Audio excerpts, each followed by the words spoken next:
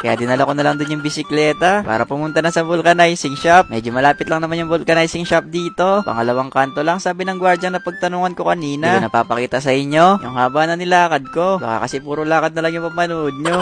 Basta andito na ako sa vulcanizing shop. Pagdating ko nga, pinacheck ko agad kay kuya. Akala nga niya nung una, may butas yung gulong. Sabi ko naman sa kanya na stock lang yung gulong kasi matagal lang hindi nagagamit. Bili pala to nung pinsan ko nung pandemic. Ito daw yung ginagamit niyang pang service papuntang trabaho. Kaya ngayong gabi na, ako na munang gagamit ng bisikleta. Tagal na din pala ako hindi nakakapag-bike. Dati rin kasi akong bike race. Kaso nga lang wala pa akong bike nun. Pero ngayon nakikihiram pa din.